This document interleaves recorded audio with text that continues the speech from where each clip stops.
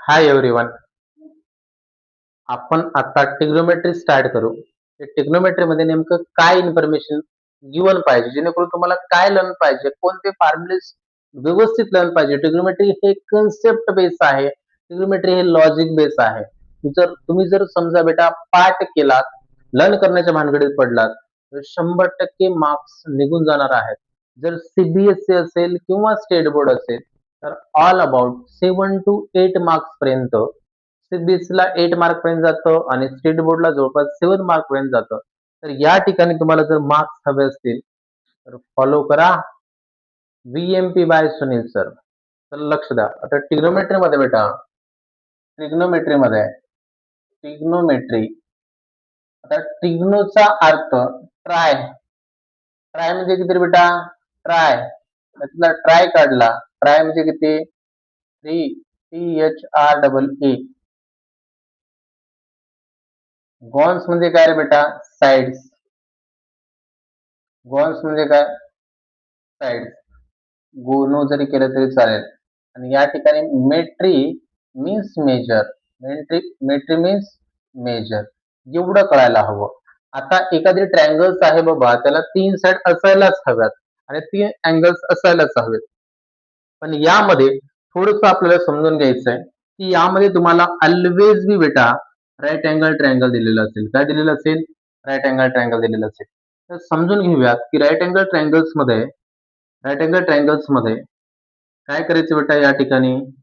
या ठिकाणी पहा, हे आहे ए, हे आहे बी, हे आहे सी. या ठिकाणी तुम्ही 90 डिग्री यूज करू शकता. आता आपण समजून घेऊ की अँगल्स इथं 90च्या समोरची साईड कोणती रे बेटा? 90च्या समोरची साईड जे आहे ते हायपोटेनस म्हणतात. त्याला काय म्हणतात? हायपोटेनस. शॉर्टकट मध्ये हायपो म्हटलं तरी चालेल. आता डिपेंडिंग करतं. आता लक्ष द्या, या ठिकाणी आपण वन बाय वन सगळ्या गोष्टी लिहित जाऊ. काय रे बाबा? अपोजिट साइड ऑफ 90 डिग्री त्यालाच आपण म्हटलंय हायपो. हायपो म्हणजेच हायपोटेनस. क्लिअर? आता लक्ष द्या बेटा, जर या ठिकाणी जर थिटा ठेवत असाल तुम्ही, तर त्याच्या समोरची साइड जी आहे, पुढची साइड थिटाच्या पुढची साइड ही परपेंडिक्युलर ठेवायची. काय करायची? परपेंडिक्युलर ठेवायची. आणि उरलेली साइड जे आहे ते बेस पकडायचं. काय पकडायचं? बेस पकडायचं. इथं हायपोटेनस फिक्स आहे. 90च्या समोरची साइड हायपोटेनस. जर थिटा इथं असेल, सी ला जर थिटा असेल, तर पुढची साइड परपेंडिक्युलर. एवढं लक्षात ठेवा. इथं जर चुकलं सगळं चुकलं. पुढची साइड परपेंडिक्युलर. थिटाच्या पुढची साइड, आगेवाली साइड कोणती होते बेटा? आगेवाली साइड कोणती होती? परपेंडिक्युलर. कोणती होते? परपेंडिक्युलर. रिमेनिंग साइड कौन सा बचा? बेस. बचा वाला कौन सा? बेस. ओके, आपको पता होना चाहिए. अभी देखो बेटा, क्या करना है आपको? आपको तो पता है थीटा सी के जगह लिया था एंगल सी। इसी वजह से हमने क्या बोला? A B is equal to क्या आएगा? परपेंडिकुलर. परपेंडिकुलर आएगा. और B C is equal to base बनेगा बेटा. और A C is equal to क्या आएगा रे बेटा? बताओ. हायपोटेन्स. ओके, समजतंय? आता लक्ष द्या, जर समजा यदा कदाचित असं झालं की हाच राईट अँगल ट्रायंगल आहे, पण थिटा बदलला बाबा. थिटा आपण दोन ठिकाणी पुटअप करू शकतो. या ठिकाणी 90 आहे म्हणजे त्याच्या समोरची साइड, अपोजिट साइड वाली कोणती होते बेटा? Hypotenuse. Opposite side of the 90 degree. आता मला सांगा, ए च्या ठिकाणी थिटा ठेवलं, थिटाच्या पुढची साइड परपेंडिक्युलर. कोणती? परपेंडिक्युलर. कोणती? परपेंडिक्युलर. आणि कोणतं उरलेलं कोण? बेस. म्हणजे या ठिकाणी अँगल ए जर घेतलेलं असेल, angle A is equal to theta घेतलेलं असेल, तर लक्ष द्या, ए बी बनेल तुमचा बेस, बीसी बनेल तुमचा परपेंडिक्युलर, आणि आणि या ठिकाणी एसी बनेल तुमचा हायपोटेनस. आता याच्यात एक गोष्ट निरीक्षण आलेली असेल, एसी मध्ये बदल नाही झाला. एसी मध्ये बदल झाला का? हायपोटेनस फिक्स आहे बेटा. पण थिटा जिथं असेल त्याच्या रेफरन्स टू परपेंडिक्युलरने बेस ठेवायचं. म्हणजे फिक्स असं काही नाहीये की सर हेच परपेंडिक्युलर आणि हेच बेस आहे. पण वारंवार एखादी टीचर जर शिकवत असेल, तर पायथागोरस थेरम यूज करत असेल, याला बेस पकडतो आणि याला परपेंडिक्युलर पकडतो. आपण थिटा वगैरे काही कन्सिडरेशन करत बसत नाही. Theta nothing but the angle बेटा. Theta nothing but the angle. इथपर्यंत समजायला हवं. क्लिअर झालं? इथून क्लिअर झालं. बेस आणि परपेंडिक्युलर हे डिपेंड कशावर राहतं? Base and perpendicular. Base and perpendiculars depends on position of theta. Position of theta. Theta याने अँगल कुठं आहे त्याच्यावर डिपेंड आहे. क्लिअर. आता आपण पाहूयात पुढं काय असणार आहे, प्रत्येकाची फॉर्म्युलेज कसे असणार आहे.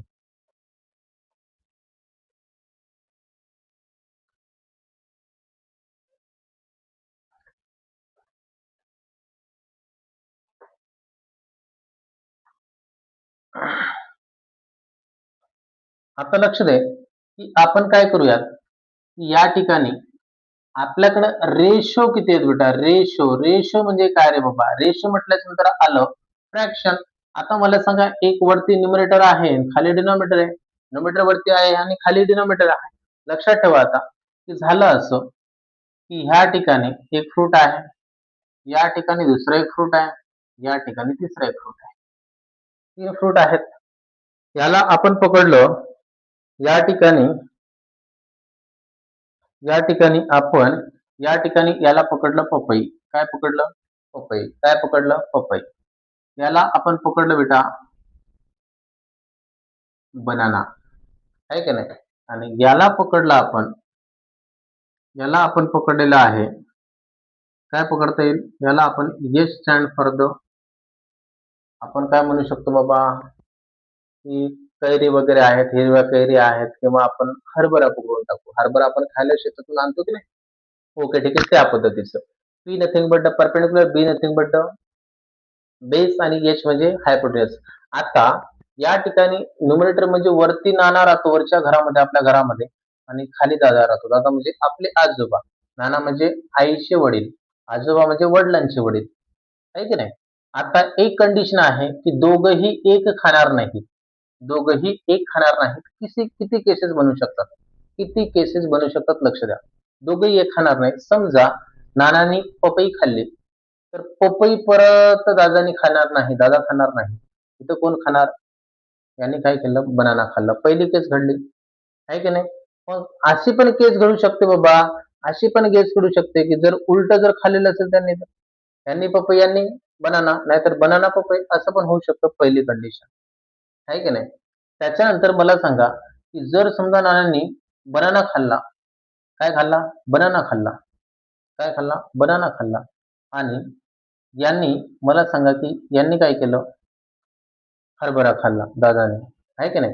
नाहीतर उलट होऊ शकतं, नाहीतर उलट होऊ शकतं. किंवा मला सांगा पपई खाल्ली आणि दुसऱ्याने हरभरा खाल्ली, नाहीतर हरभरा आणि पपई. म्हणजे याच्या व्यतिरिक्त किती केस आहेत? 1, 2, 3, 4, 5, 6 या केसच्या बाहेर केसेस जाणार नाहीत. आता हे काय सांगितलं? जसं पपई वगैरे काय विषय आहे ते तुम्हाला समजायचं सांगितलं की 6 रेशो कसे असतात. कारण की 3 साइड आहेत, परपेंडिक्युलर, बेस आणि हायपोटेन्यूज. ह्या 3 साइडची जर जोडी लावत असताना वरती आणि खाली असं होतं. असं जोडी जर म्हटलं की सर तुम्ही ते, तर 3च जोडी बनतील तिघांच्या. 1 जोडी, 2 जोडी आणि पहिलं तिसरं, असं 3च जोडी बनेल. पण उलटी पण जोडी बनू शकते ना. लक्ष दे. एक चेअर इथं आहे, दुसरी चेअर इथं आहे. आहे की नाही? एक चेअर इथं आहे, दुसरी चेअर इथं आहे. समजा इथं पी लिहिलं, खाली बी लिहिलं. आता पी बी अशा पद्धतीने 6 तुम्हाला स्टोरीच्या फॉर्ममध्ये असं सांगितलं मी रेशो. आता ते आपल्याकडे रेशो किती आहेत? 6 आहेत. मग रेशोचे फॉर्म्युलेज असं काही पाठ करत बसायचं नाही. हे तुम्हाला कॉम्प्लिकेटेड वाटलं पण असेल. पण रेशो कसे फॉर्म झाले ते सांगितलेत मी. रेशो फॉर्म कसे झालेले आहेत? आपल्याकडे 3च गोष्टी आहेत. पी, बी, एच. बरोबर आहे ना? आता लक्ष द्या. लक्षात ठेवायचं. पहिल्यांदा लिहायचं साइन थिटा. पाठच करून टाकायचं. Sine theta. नंतर लिहायचं कॉस थिटा. काय लिहायचं? Cos theta. नंतर लिहायचं बेटा टॅन थिटा. काय लिहायचं? Tan theta. Clear?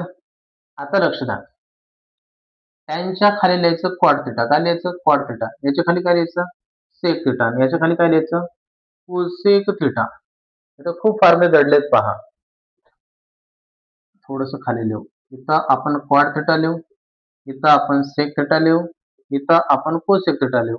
1 number, 2 number, 3 number, 4 number, 5 number, 6 number.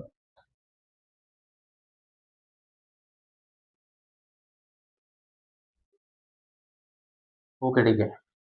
असंच पाठ करायचं. Sine theta, cos theta, tan theta, cot theta, sec theta, cosec theta. Sine theta, cos theta, tan theta, cot theta, sec theta, cosec theta. पाठ करणे का? पाठ करायचं भाऊ. पाठ नाही केलं की मार्क्स गेले. 7-8 मार्क्स जेवढे असतील तेवढे. स्टेट बोर्डला 7 मार्क्स, सीबीएसईला 8 मार्क्स गेले. म्हणून पाठच करावा लागेल. मग इथे एक कोड यूज करायचा. PB, PB, H, PB, PB, H, पापा, बीडी, पीओगे, बेटा, हा हा, असं लक्षात ठेवलं तरी चालेल. पीबी, पीबी, एच अशीच कोडिंग पुढच्या एक्सरसाइजला द्यायची आपल्याला व्हॅल्यू काढण्यासाठी. म्हणून असंच लक्षात ठेवायचं. आता इथं फॉर्म्युलेज तयार झाले माझ्याकडं. साइन थिटाचा फॉर्म्युला तयार झाला. हे विदिन काही 30 सेकंदामध्ये होऊन जाईल. P by H. त्याच्यानंतर कॉस थिटाचा फॉर्म्युला तयार झाला. बी बाय एच. हे पाठ नाही करायचं, हे पाठ करायचं. आणि टॅन थिटाचा फॉर्म्युला झाला बेटा P by B. Cot थिटाचा formula झाला बी बाय पी. सेक थिटाचा फॉर्म्युला झाला एच बाय बी. आणि कोसेक थिटाचा फॉर्म्युला झाला बेटा एच बाय पी. क्लिअर? इथपर्यंत हे 6 रेशोचे फॉर्म्युलेस पाठ पाहिजे. काय पाहिजे? पाठ पाहिजे. किंवा बेटा, किंवा तुम्हाला काय म्हणतात ते, या ठिकाणी एक रेशो देतात आणि त्या रेशोनुसार दुसरा एक रेशो काढायचा राहतो. इथे एक पायथागोरस थेरम यूज करावा लागतो. Pythagoras theorem A B C. मग याला आपण पायथागोरस थेरम जर पायथागोरस थेरम काय म्हणतो? Pythagoras theorem. मग पायथागोरस थेरम काय म्हणतो? Hypotenuse square is equal to base square plus height square. इथं चुकून हाईट म्हणजे तुमचे परपेंडिक्युलर. मग याला बेस पकडा, याला हाईट पकडा. अँगल काही पकडायची गरज नाही. आता पाठीमागचा विषय नको की सर परपेंडिक्युलर बेस काय? याच्यात चुकीला माफी आहे. बेसला परपेंडिक्युलर म्हटलं, बेसला हाईट म्हटलं आणि हाईटला बेस म्हटलं तर चालतं. पण इकडं रेशो काढत असताना ते चालत नाही. बेस आणि परपेंडिक्युलर, पुढची साईड थिटाच्या पुढची साईड परपेंडिक्युलर, राहिलेली साईड बेस. एवढं आपण झालेलं आहे. आता आपण थोडेसे याच्यावरचे एक्झाम्पल्स घेऊयात. काय घेऊयात? एक्झाम्पल्स घेऊयात. कशा पद्धतीने सॉल्व्ह करायचे, आहे की नाही? याच्यावरचे आपण एक्झाम्पल घेऊयात. कशा पद्धतीने सॉल्व्ह करायचे, याच्यावरचे आपण एक्झाम्पल घेऊयात. तर बेटा, या ठिकाणी तुम्हाला हा क्वेश्चन दिलाय. 8 triangles ABC right angle at the B. दिलेल्या इन्फॉर्मेशन नुसार फिगर ड्रॉ करायची. पहिल्यांदा फिगर ड्रॉ करायची. आता ही फिगर आपण ड्रॉ करून टाकू.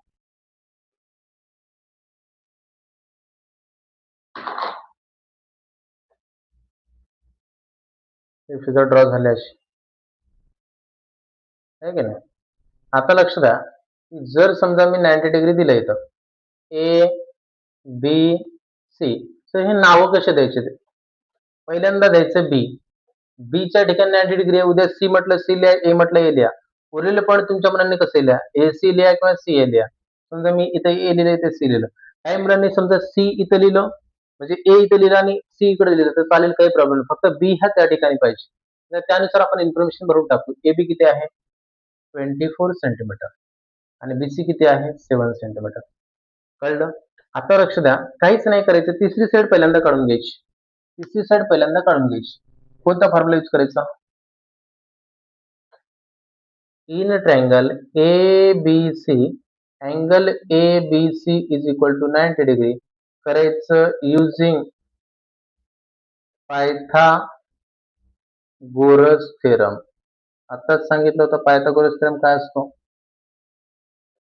Hypotenuse square is equal to base square plus height square. कळालं? आता हायपोटेनस मला काही माहित नाही बाबा.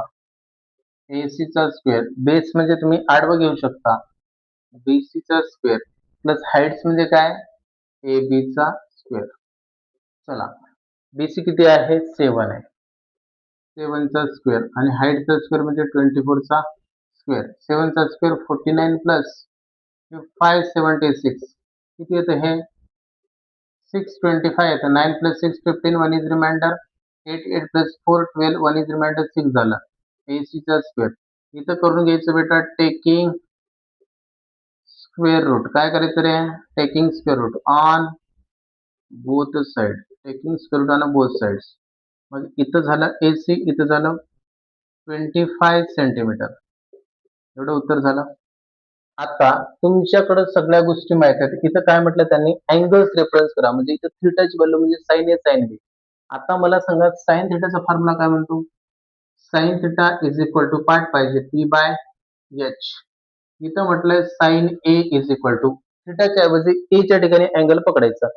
मग P थीटाच्या पुढची साइड कोणती आहे? 7 आहे म्हणजे BC आहे. कोण आहे? BC आहे. हायपोटेन्यूस AC आहे. BC ची व्हॅल्यू किती आहे?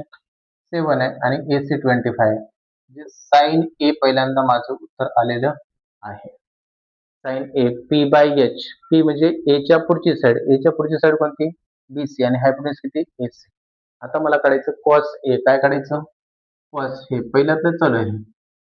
cos A. cos A चा फॉर्म्युला डायरेक्ट लिहून टाकू. थीटा वगैरे लिहित बसू नका. cos A चा फॉर्म्युला काय राहतो?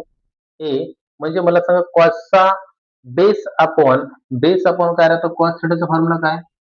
Base upon हायपोटेन्यूस.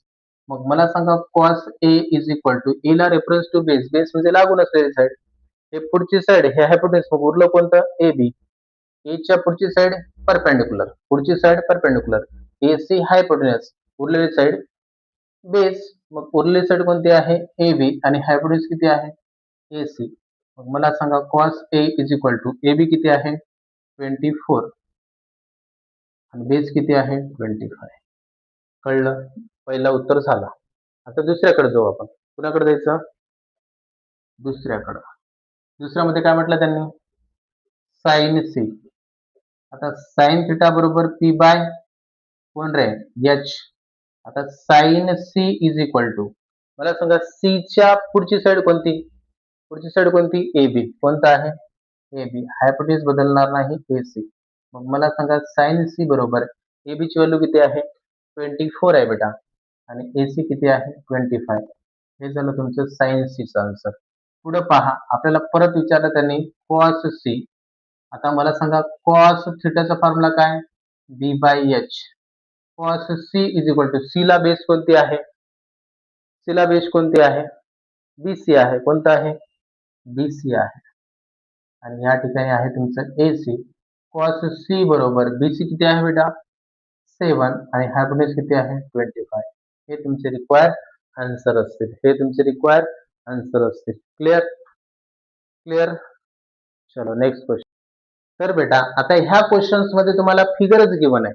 आता पहिली साइड माहित आहे, हायपोटेन्यूस माहित आहे, परपेंडिक्युलर्स माहित आहेत, म्हणजे हाईट माहित आहे आणि बेस माहित नाही. मग आपण लगेच करून टाकायचं बाय युजिंग कोणता थेरम?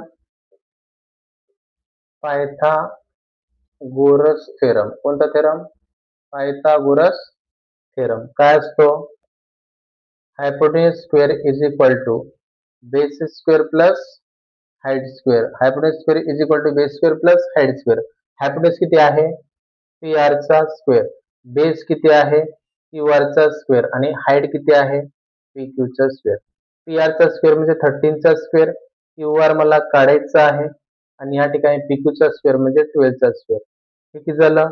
169 QR स्क्वेअर प्लस हे 144. हा 144 इकडे घ्या. QR square. किती येणार आन्सर याचं? 25 आन्सर येतं. किती आन्सर येतं? 9 - 4 5, 6 - 4 2 आणि 1 - 1 0. QR square. या ठिकाणी आपण करू square root. Taking square root on both side. Taking square root on both side. आता taking square root on both side म्हटलं की काय होतं बेटा इथं? मला सांगा QR is equal to 5 centimetre. कळलं? आता आपल्याला काढायचं टॅन P. काय काढायचं?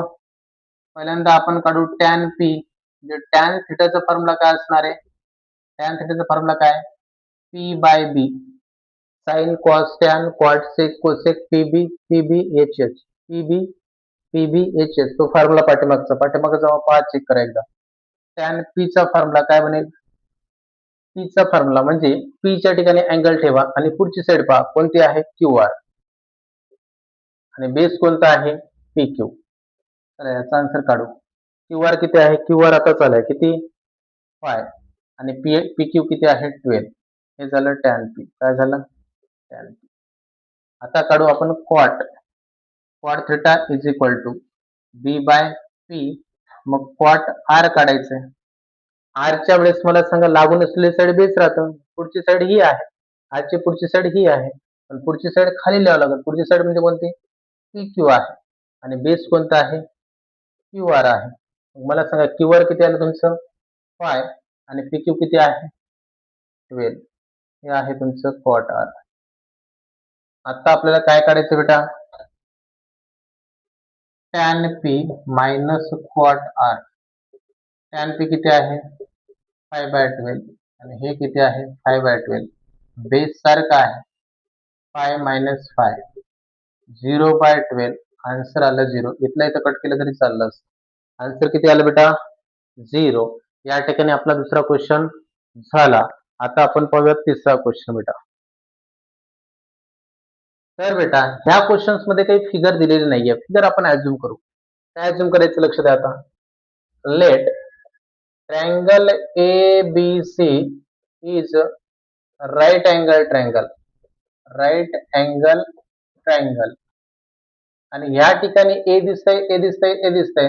मग आपण बी ह्या साईडला ऍट बी याचा अर्थ झाला की या ठिकाणी आपण एक राईट अँगल ट्रायंगल लावू. या ठिकाणी आपण बी लिहू. या ठिकाणी ए लिहू. या ठिकाणी आपण सी लिहून टाकू. आता तुम्हाला दिलंय काय बेटा? Sine A is equal to 3/4. मग साइन थिटाचा फॉर्म्युला काय राहतो? P by H. P by H. आता मला सांगा साइन ए च्या पुढची साईड किती आहे? पुढची साईड म्हणजे 3. ए च्या पुढची साईड किती? 3 आहे. हायपोटेन्यूज किती आहे? 4 आहे. मला हे काढायचं. कोणता थेरम यूज करू? Using Pythagoras theorem. मग पायथागोरस थेरम जर ठेवलं तर काय बनेल बेटा? Hypotenuse square is equal to base square plus height square. किती झालं बेटा? हायपोटेन्यूज स्क्वेअर म्हणजे किती होणार? AC चा स्क्वेअर. बेस म्हणजे किती होणार? BC चा स्क्वेअर. आणि हाईट किती होणार? AB चा स्क्वेअर. AC चा स्क्वेअर म्हणजे किती झालं? 4 चा स्क्वेअर. बेस BC किती झाला? 3 चा स्क्वेअर प्लस AB स्क्वेअर. चला 4 चा स्क्वेअर 16, 3 चा स्क्वेअर 9 प्लस AB स्क्वेअर. हा 9 इकडे घेऊन जाऊ. इज इक्वल टू AB चा स्क्वेअर. हे झालं 7 is equal to AB square. So AB square is equal to 7. आता आपण परत इथं टेकिंग स्क्वेअर रूट काढू बेटा. काय काढू? Taking square root on both side. जर स्क्वेअर रूट घेतलं तर या ठिकाणी AB बनेल आणि या ठिकाणी √7 बनेल. कारण की 7 चं स्क्वेअर रूट मला माहित नाही. आहे की नाही? आता लक्ष द्या. आता AB पण आलाय. आता आपण काढूयात कॉस ए. कॉस ए म्हणजे कॉस थिटा. थिटाची व्हॅल्यू किती? B by H. Cos A is equal to A च्या लागून असलेली साईड म्हणजे बेस राहते. बेस म्हणजे पुढची साईड सोडून द्यायची. राहिलेली साईड कोणती? AB. AB अपॉन AC असा फॉर्म्युला येईल. AB upon AC. AB किती आला आताच? √7 आणि C किती आला? 4. हे झालं तुमचं कॉस ए. आता काढूयात आपण tan theta. Tan theta is equal to काय? P by B. Tan A काढायचंय. म्हणजे टॅन ए ला पुढची साईड किती? 3 आहे आणि बेस किती आहे? √7 आहे. क्लिअर? क्लिअर. या ठिकाणी आपला तिसरा क्वेश्चन झाला. नेक्स्ट क्वेश्चन पाहू आपण नेक्स्ट व्हिडिओमध्ये. Thank you so much. जय हिंद, जय भारत.